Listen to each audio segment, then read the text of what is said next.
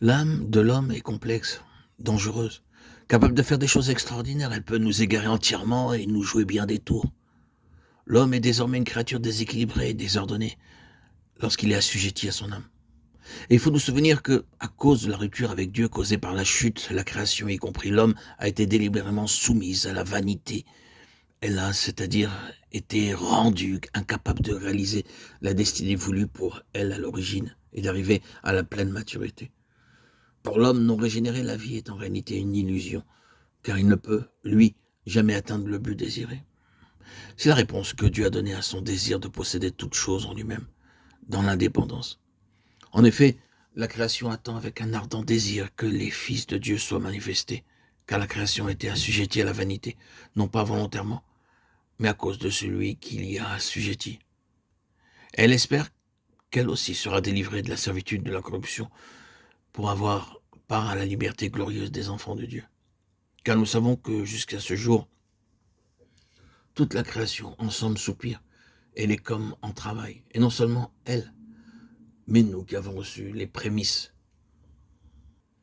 de l'Esprit, nous soupirons nous aussi en nous-mêmes, attendant l'adoption, la rédemption de notre corps. Romains 8, 19, 23.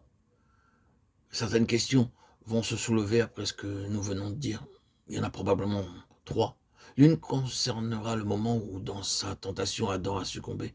Une autre touchera à la formule de la création. Et la troisième se posera quant à la place véritable de l'âme. Il y aura peut-être une quatrième qui sera soulevée à l'égard de la psychologie plus moderne. Commençons par la tentation d'Adam. Il est important de réaliser qu'au moment où il fut créé, Adam, tout en étant sans péché et innocent, n'était pas parfait comme Dieu voulait qu'il fût. Il fallait que quelque chose soit ajouté pour qu'il arrive à tout ce que Dieu voulait dans sa nature et sa destinée. Le lien qu'il avait avec Dieu par son esprit humain signifiait une potentialité ou une possibilité et non une union absolue et finale. C'est pourquoi il devait obéir à Dieu, dans une ligne d'ordre et de commandement, plutôt dans la position d'un serviteur que celle d'un fils. Ou, si nous employons la distinction qui est faite dans le Nouveau Testament entre enfant et fils, nous voyons la différence entre celui qui est simplement né et celui qui est parvenu à la maturité. Ceux qui auraient, chez Adam, amené la grande avance sur sa position première, de l'enfance à l'état de fils, du gouvernement extérieur au gouvernement intérieur, de l'état incomplet à l'état complet, c'était la vie éternelle par l'obéissance de la foi.